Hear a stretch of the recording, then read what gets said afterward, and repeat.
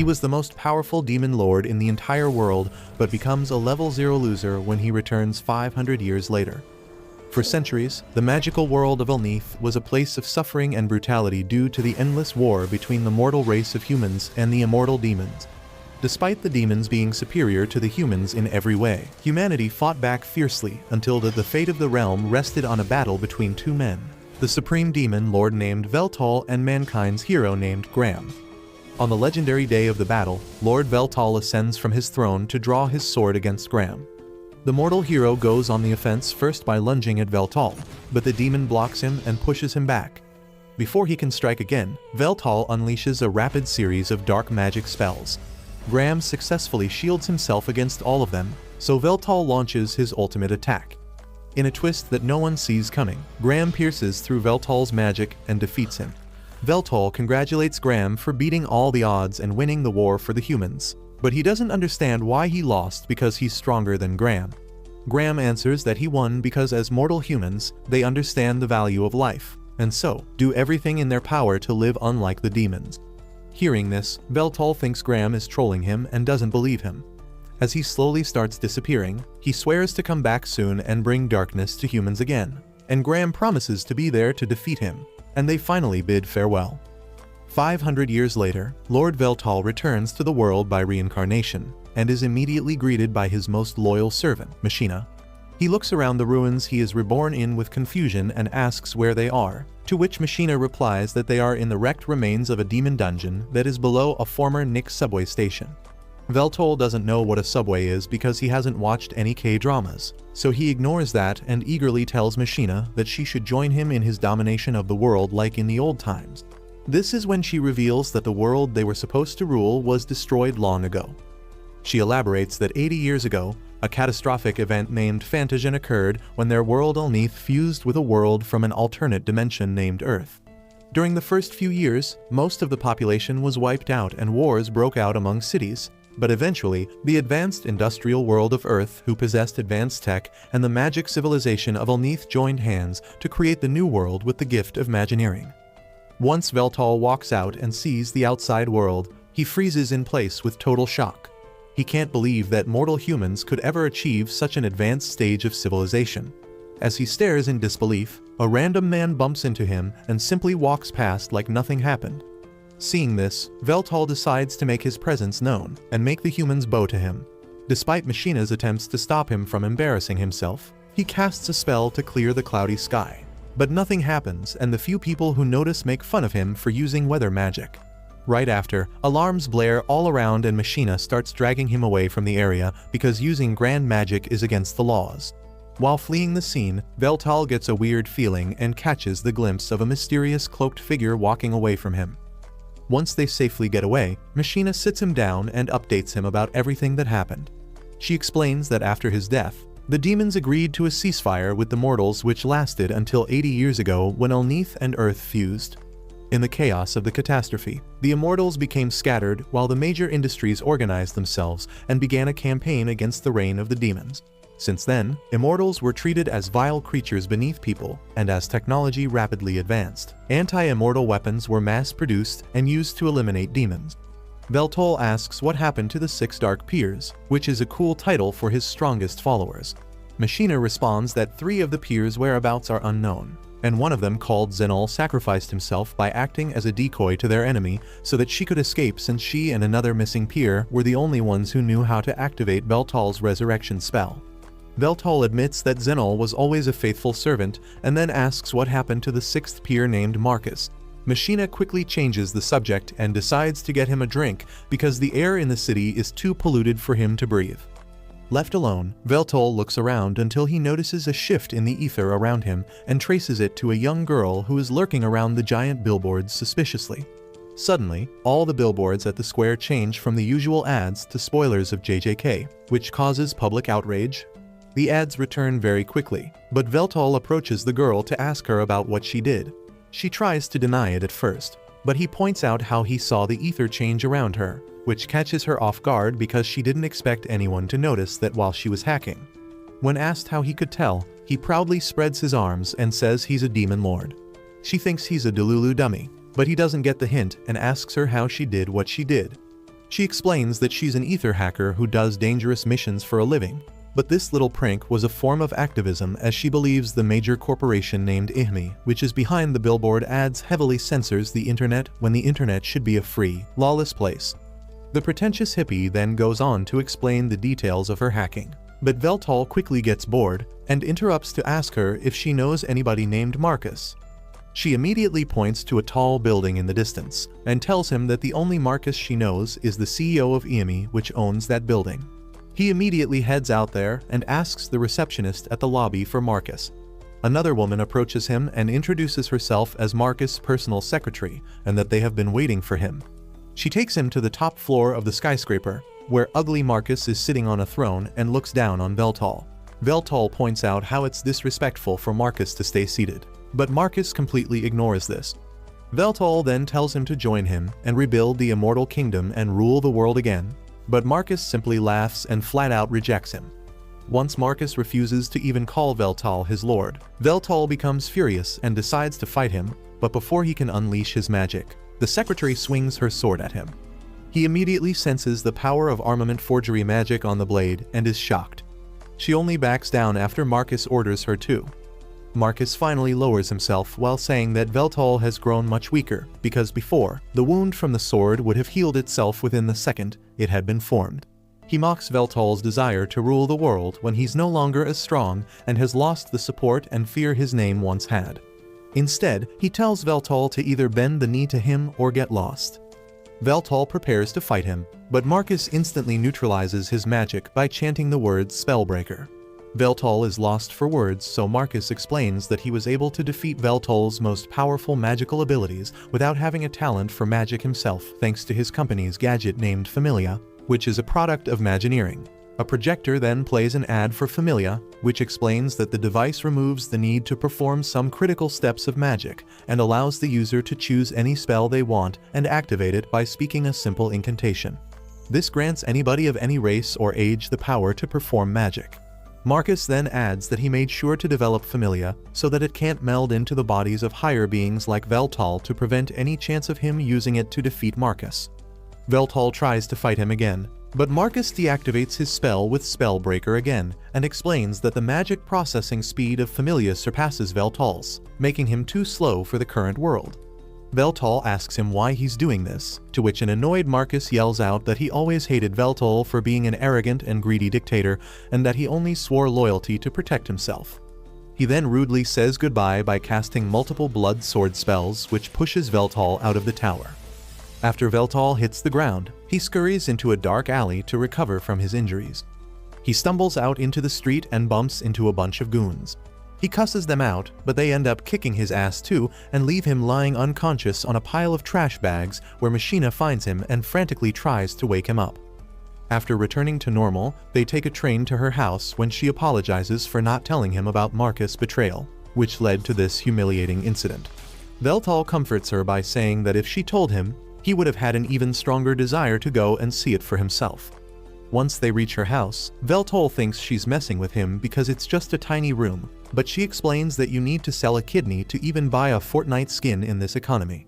Veltal realizes all the difficulties Machina had to go through after his death and hugs her as appreciation for staying loyal to him through all of it, which causes her to cry tears of happiness. That night, Machina dreams about the day when she was almost killed by a mob of humans. They blamed her for all the troubles they experienced and tied her up to throw her into a pit of lava. She accepted her end as she fell toward her death, but suddenly, a black orb surrounded her and stopped her fall. It took her safely back up the cliff and transformed into Veltal's true form.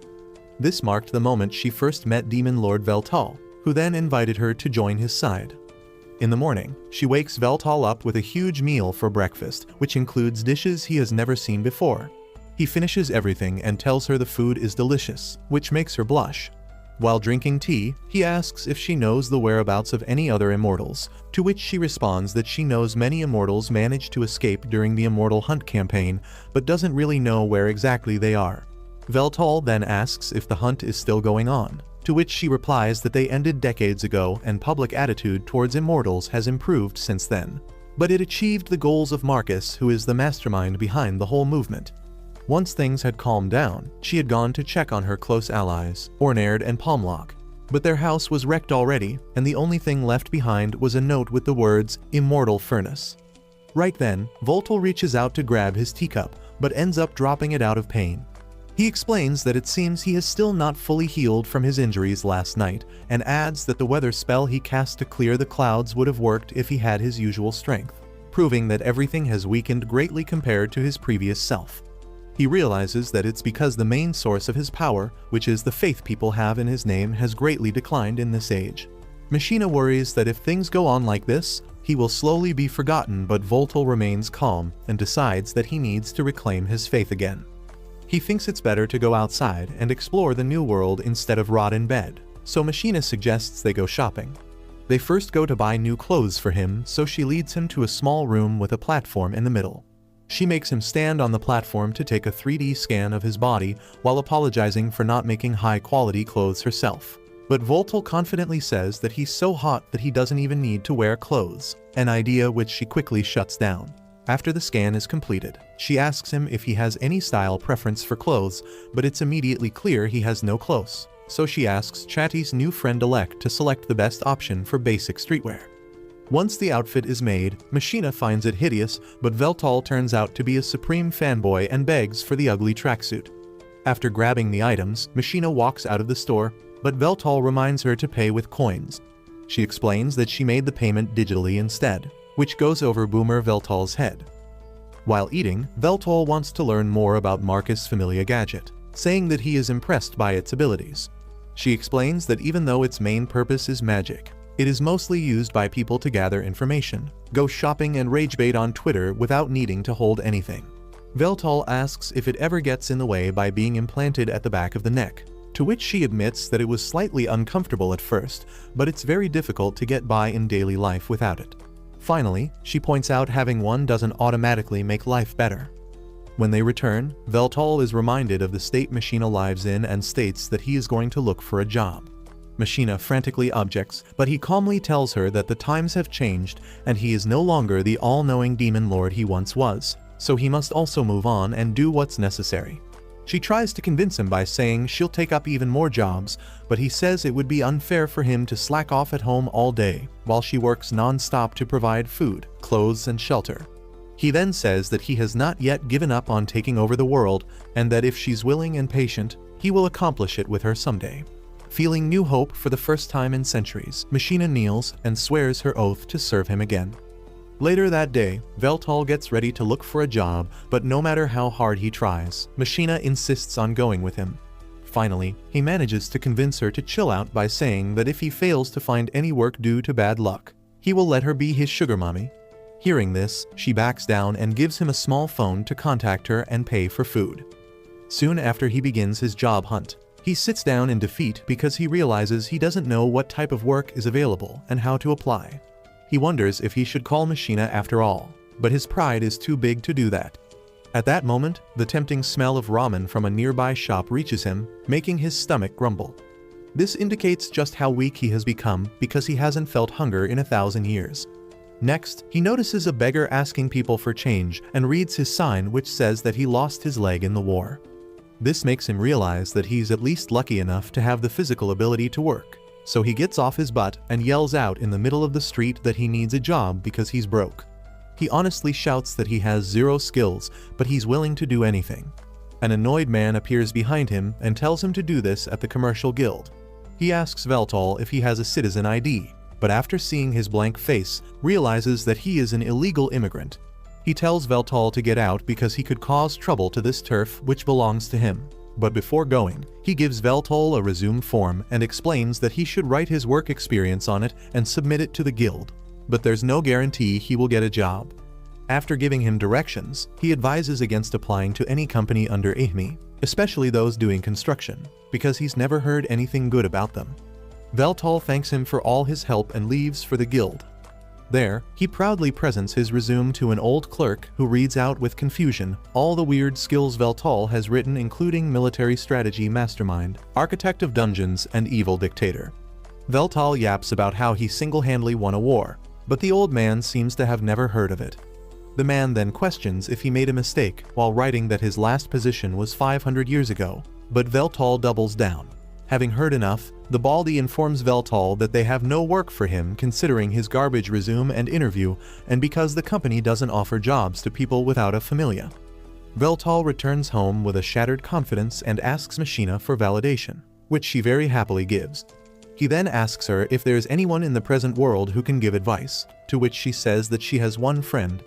Upon Veltal's request, she invites the friend for lunch, but when the friend arrives it turns out to be the ether hacker from before. She introduces herself as Taka, and explains that she first met Machina on a Demon Lord fan page. After noticing the death glares from Machina, she quickly shuts up. Veltal notices that Taka has a different familia from Machina and touches it. Machina explains that he has the Sage Eyes ability, which allows him to sense the flow of mana and understand the nature of any object he touches. He admits that he understands most of the familia's working, but there's still a lot to unpack. Then, Machina gets to the point and explains Veltal's job situation. After hearing his conditions of not having a familia, but wanting a job that will spread his name to the world, Taka suggests being a Twitch streamer. Veltal is curious about that, and Taka explains that he will just have to show his face on screen, play some games, do anything that entertains his audience, and then hope that people donate money to him. She tells him that if he becomes successful in this line, he can become a celebrity in a very short time. Veltal is not sure if he can do this, but Taka assures him that he will be fine. She is willing to give her old equipment to him so that he can get started, but Machina sternly refuses her offer. She is against the Demon Lord taking up such an unstable and risky job because he deserves a steady and hefty income. Taka tells her to stop being such a granny. She says that Veltal has got a great face, attractive voice, and a charming aura, so people will naturally be drawn to him. Well, Machina can't deny that, and then Taka says that being an entertainer is a perfectly fine job and she shouldn't judge streamers. Finally, the decision comes down to Veltal, who admits that he has no choice and he is going to place his trust in Taka. Later, as Machina takes a bath, Veltal scrolls through the Ethernet to find that it is a vast and uncontrollable amount of information that can be shared at incredible speeds. While this has made the life of people easy, it also has a dark side. People get over-dependent on the Ethernet and it kind of swallows their individuality and enthusiasm about real life. This causes them to fall into hopelessness and sins, which is Veltal's territory. Just as he is thinking that, Machina comes out of the bath, not wearing even a towel, and drinks juice in front of Veltal. The moment she realizes that she gave him a full frontal view, she dresses up and apologizes for her unrefined display. Veltal tells her that he doesn't mind because she looked great without clothes, although the narcissist in him says that she was not as great as him. Soon, Taka comes there with her old gaming gear, and Machina is still uncertain about letting Veltal stream. Taka says that she knows how to market Veltal perfectly, and she sets up the game setup. She hands Veltal a controller and is about to teach him how to use it, but he uses his Sage Eyes abilities to instantly learn how to use it. Taka is impressed, and when Veltal chooses Dark Souls 3 as his first game, she thinks that he can easily beat it because of his Sage Eyes. However, my 90-year-old blind grandma with arthritis plays better than him, because he dies in the tutorial every single time. He says that he is not used to the controller yet, and Taka calls it cap. Machina is worried that their plan is falling through, but Taka says this is an opportunity. She plans to use Veltal's charismatic personality and attractive appearance, and pair them with his terrible gameplay to lure viewers, because when female streamers do it, it always seems to work. After that, Taka says that they also need to figure out an introduction for Veltal that will get the first-time viewers hooked. Machina suggests that he recites one of his war declarations, and Veltal likes the idea. He recites a declaration of war against the mortal humans, and while Machina likes it, Taka thinks that it is not catchy enough. She says that they will think about that later, and first, they need to learn the basics of streaming. First of all, she tells Veltal to stream as much as he can every day, even if no one is watching him. He can talk about any random thing if he doesn't have anything to say related to the game. She also warns him not to use racial or sexual remarks because they will earn him backlash, and dropping N-words may get him banned for life. The next bit of advice is for Machina to never appear on the camera even by mistake, and to stay absolutely quiet while Veltal is streaming. For the final part, Taka decides to contact some of her well-to-do streamer friends to promote Veltal, and her tactics seem to work. Thousands of people begin to watch Veltal's streams within the first couple days, and the comment section is full of remarks about how he sucks. Veltal fully indulges the viewers, telling them that they are right, and he doesn't mind their harsh comments. He tries to reply to every comment, and soon, he hits the 500,000 viewer mark. He shows his emotions freely on the stream, getting people more involved. Taka asks him why is he not reporting the negative comments, and he replies that both negative and positive emotions give him power. Moreover, he wants all the viewers he has to keep watching him, and banning anyone will not be good for that. He continues streaming while living a peaceful life with Machina, and soon, he gets over 1 million subscribers. He has also come up with a catchy introduction, now where he sounds like baby boomers when they try to use Gen Z slangs. Today is a special stream, because he finally clears the game after months of playing it, and his viewers congratulate him. Veltal thanks them, saying that it was inevitable that he would win in the end because he is the Demon Lord. With that, he ends the stream, and Machina comes there to greet him. Veltal then goes outside because he has to run some errands, but to his utter shock, he finds the hero Graham in the slums. He can't believe that his greatest rival is down on his luck too, and reaches out to him. He takes him to a noodle shop, and Graham can only think about the past when he was out gathering medicinal herbs for his sister, and one of Veltal's 6 peers burnt his village to ash. He is snapped out of his thoughts by Veltal telling him that this is the best noodle shop in the area. He doesn't respond to Veltal, and the mood becomes awkward. Luckily, their order gets ready soon, and Graham says that he feels it odd to eat with the man who killed his family and countless friends. Veltal says that even Graham killed thousands of his underlings, but he doesn't feel any sort of resentment towards him right now. He says that their conflict should be a thing of past, and then asks the more important question about why is Graham still alive. He wants to know if he has turned into an immortal demon too, but Graham says that he has not. Instead, after the war, he was blessed by goddess Meldia, who granted him eternal youth. He can't die of old age, but that doesn't mean that he is immortal. He begins telling Veltal that once the immortal war was over, a war broke out among humans, and he was called to fight in it and kill the people whom he once swore to protect. Graham says he felt like a clown that time, but his worst days came after that. Once peace was restored and the humans no longer needed him, they turned him into a target. He says that he has killed too many people, both humans and immortals. He declares that the world no longer needs a hero, and it doesn't need a demon lord either. He then asks Veltal why did he want to rule the world. Veltal says that he wanted to make the world a peaceful place, and that comes as the greatest shock to Graham. Veltal explains that with a few exceptions, all the immortals were once ordinary humans who got their immortality through various means. He says that even though they were same at the core, humans hated the immortals, and the immortals considered them as inferior. This was the cause of their conflict, and Veltal planned to end this by making everyone equal under his rule. Graham says that peace could never come through such means, but Veltal says that they should agree to disagree. Graham then leaves abruptly, thanking Veltal for the free food. After that, Veltal heads back home, but on the way, he sees an ogre threatening Taka for an extortion. When she calls him a brainless musclehead, he gets furious and tries to punch her, but Veltal stops him. The ogre recognizes him as the guy he beat a couple months ago, and asks him if he is here for a refill. Taka is worried about Veltal, but he tells her that he is much stronger now thanks to his million subscribers, and he just wants to try out how powerful he is. The ogre punches him, which Veltal easily blocks, and then the ogre lets out a powerful wind attack. The wind attack crushes Veltal's arm, but he regenerates it instantly and then knocks the ogre out with a flick of his fingers. Taka thanks him, and then informs him that this guy was actually her bodyguard, but he was demanding double pay for no reason. Veltal apologizes for knocking him out, but Taka requests him to become her bodyguard instead. They go to a warehouse, where Taka explains that she has a mission to steal something, and Veltal is supposed to guard her while she does that. She begins hacking into the warehouse system, but Veltal is not so patient, and he immediately charges towards the building, kicking down the doors and knocking out the guards. He enters the warehouse where some mafia bosses are conducting a secret deal, and Taka is impressed by his daring. While the mafia bosses question each other about the intruder, Veltal notices a small cube on the table. He immediately contacts Taka via telepathy and asks if that box is the thing she is aiming to steal. Taka agrees, and then asks Veltal when and how did he get a familia to communicate with her like this. He tells her that he doesn't need one, because he can copy its functions using his skills. The mafia bosses are finally done blaming each other for the intruder, and they decide to ask Veltol who the hell is he. In response, Veltol recites his cringy introduction from his Twitch streams, but the old mafia bosses don't get what he is doing. Veltol is a bit disappointed because he thought that he would be more popular, and thinks that he needs to work harder. One of the gangsters pulls a gun on him, but Veltol simply uses his magic to harden his body and deflects all the bullets.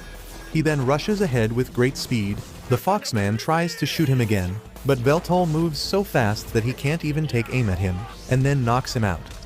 He attacks the remaining two people, and Taka decides to assist him by hacking the vision of the person with the gun and making him shoot his underling instead of Veltol. Once he is knocked out, Veltol contacts Taka, and she is really impressed that he managed to bring down the mafia bosses single-handedly. She is about to come to his location to collect the box, but Veltol senses danger and tells her to stay hidden. Suddenly, someone covered with an invisibility cloak appears on the scene and attacks Veltol without warning. Luckily, he can locate the invisible enemy using his ether flow and shoots him to tear off the invisibility cloak. The enemy throws off the damaged cloak, revealing it to be a huge mecha armor. Veltol is impressed, but Taka recognizes it as a 4th-generation Magino gear, which is something that the Mafia should not be able to get their hands on. She tells Veltol to run away because he won't be able to beat the mecha, but he takes up the challenge and starts shooting it. The mecha takes out a gun from its armor and begins shooting Veltol, who evades all its attacks. He then leaps at the mecha, giving it a clear chance to shoot him mid-air, but the mecha misses all the shots. Veltol uses his dark magic attack to blast it, but that is not enough to bring the mecha down. Veltol wants to test his limits and summons his sword.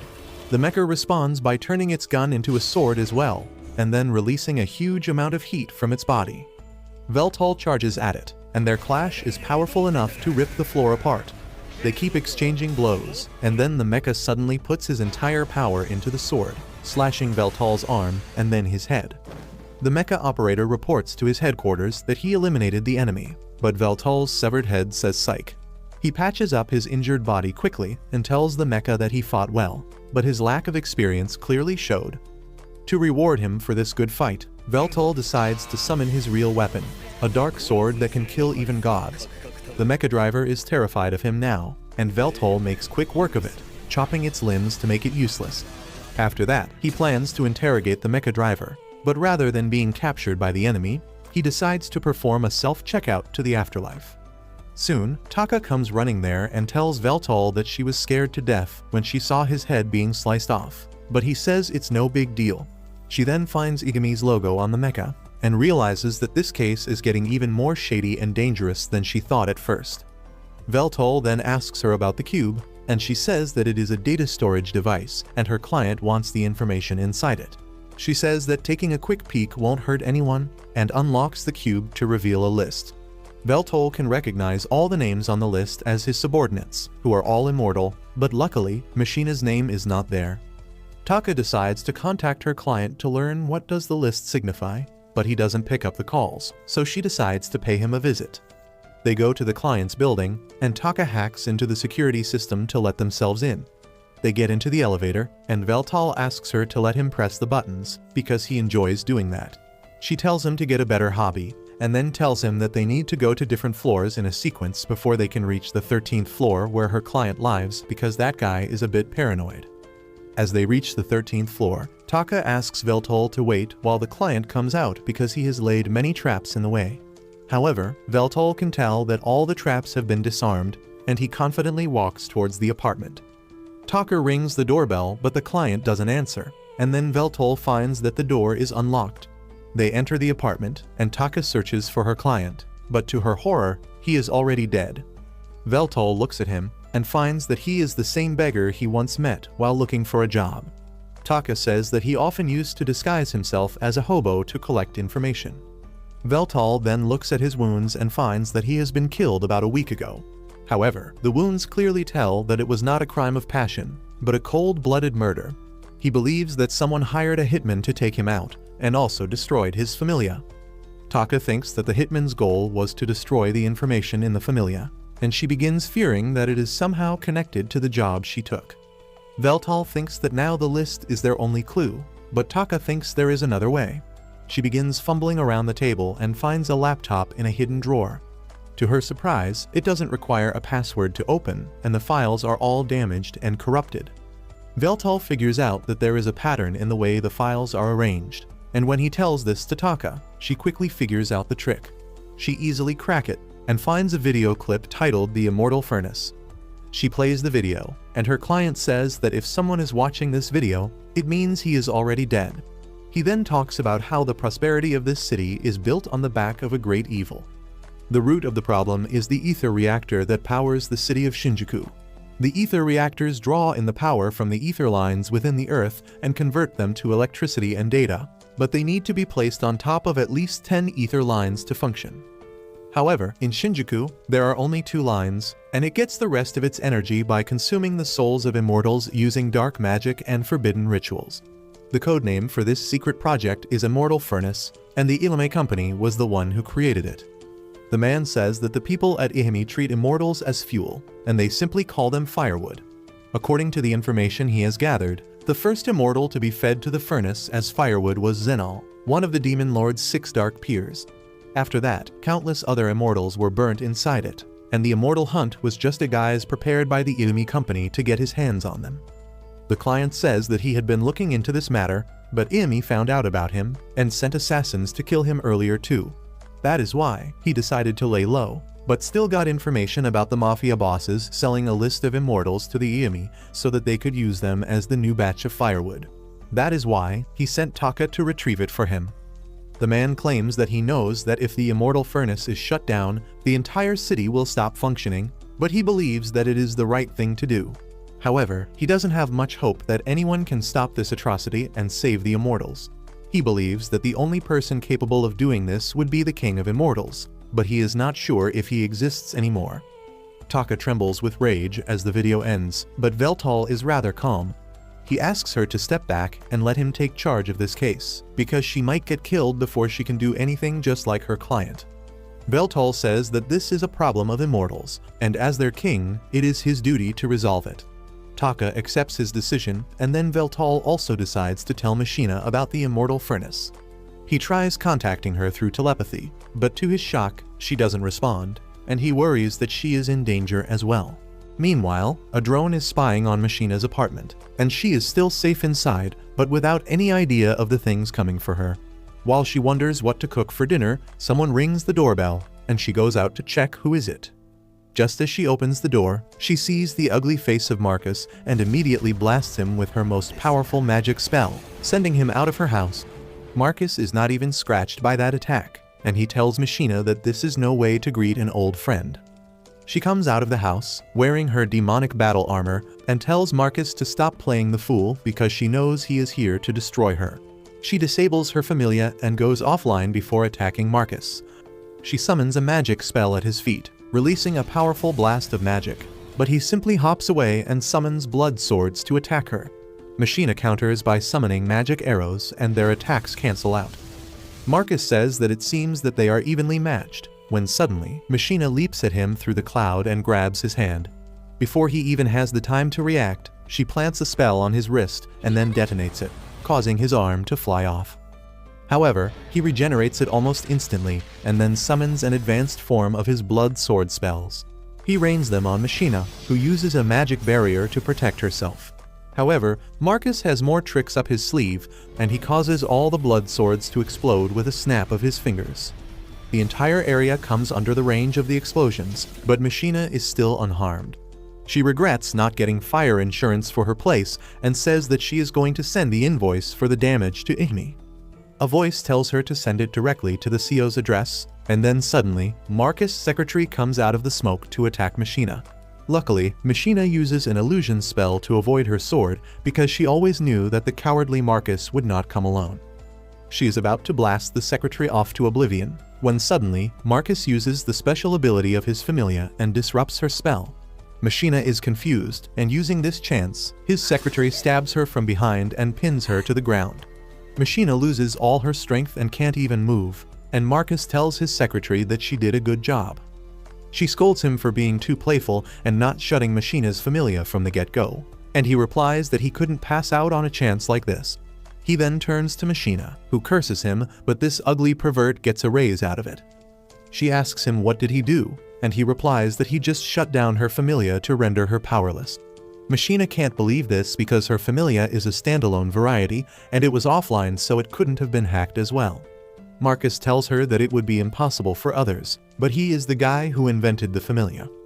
He tells her about the latest experiment his company is doing to create the advanced familia, and he just used a prototype to force shut her familia. He loudly declares that he is invincible with the power of technology, and Machina asks him why is he doing this. He tells her that he wants to become the true demon lord, but doing so using force to conquer others is too barbaric. He says that all he needs is complete control over information and technology, and the entire world will be in his hands.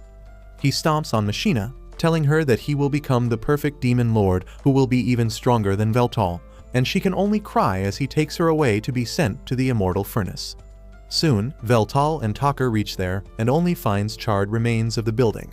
The only thing that survived is a PS4 controller, and that reminds Veltal of the moments he spent with Machina.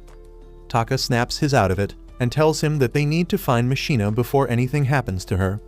Veltal doesn't have any idea how to do that, and Taka asks him to leave it to her. She points towards a drone, telling him that they will use it to find her. She explains that there are a lot of delivery drones in the city, and she can hack them to find the video footage they recorded. She begins hacking the drone company's servers and finds images of the explosion being caused by magic attacks. Veltal had suspected as much, and then Taka finds a snap of Marcus walking to Machina's door, and the secretary hiding downstairs. Taka sends him a slideshow of pictures that show what exactly happened, and the last images are Marcus and his secretary taking Machina to the forbidden part of the ether reactor. Veltal is full of rage, and he thanks Taka for her help as he begins to head to the reactor. She stops him, telling him that going there will be dangerous as there will be too many mecha soldiers guarding the area. She says that if only Veltal had some backup, things would be easy for him, and he remembers a guy who can provide him with the necessary fighting strength. He immediately goes to meet the hero Graham, who is not interested in talking to him anymore. However, Veltal swallows his bride and kneels before him as he begs for his help. Graham is taken aback to see this, but he hears Veltal out and learns the entire story. Veltal again asks him for help, but Graham begins counting his sins. He says that Veltal and his immortal army waged war wherever they went, killing millions of people, but now he is pathetically bowing his head before his archenemy. Graham asks him if he thinks this is enough to earn his cooperation after everything he has done, and Veltal only grits his teeth. Graham asks him if he is willing to shut down the furnace and destroy the peace and happiness of the entire city just to save one woman, and Veltal suddenly stands up, saying that only weaklings make such choice. He declares that he will save Machina and then solve the problems of this city because it is going to be his territory one day as the Demon Lord. His words move Graham, who gets up and says that he thought that he had given up on being the hero a long time ago, but a spark is still left inside him. He climbs down the stairs, telling Veltal that he is not helping him but a random woman who got kidnapped, because that is what the hero is supposed to do. He takes Veltal's hand, telling him that he can't believe that a day where the hero and Demon Lord are working together has come. Soon, they reach a rather usual part of the city, because according to Taka's data, there is a shortcut here that leads to the furnace. She opens the door for them, but they find that the path is designed like a dungeon and clearing it will take too much time. Taka doesn't have the details of the dungeon, and Veltal only has expertise in creating dungeons. However, Graham has conquered thousands of dungeons in his day, and he uses the skill auto-mapping to instantly scan the entire dungeon using magic and create its mini-map. He tells the surprised Veltal that this is an original spell because he got too tired of exploring dungeons when he was an adventurer. This pisses Veltal off as he asks how could he do that and shit all over the dungeon maker's hard work. They get into a heated debate, and Taka gets tired of their useless yapping, so she screams at them to shut the hell up and focus on finding Machina first. Anyway, Graham's auto-mapping skill finishes its work soon, creating a detailed map of the dungeon. He doesn't see any traps or enemies on the way, so he tells Veltal that they will go with the shortest route. Meanwhile, Taka is busy on another project that has something to do with the information they found at her client's house. She is nervous and thinks that she won't be able to complete it before Veltal finds Machina. She asks him to buy her some time, but he tells her that he has full trust in her that she will succeed within the time limit. Soon, Veltal and Graham take an elevator to reach the immortal furnace, and because of the change in ether density, their signal with Taka gets cut off. Using this chance, Graham decides to have some heart-to-heart conversations with his old enemy.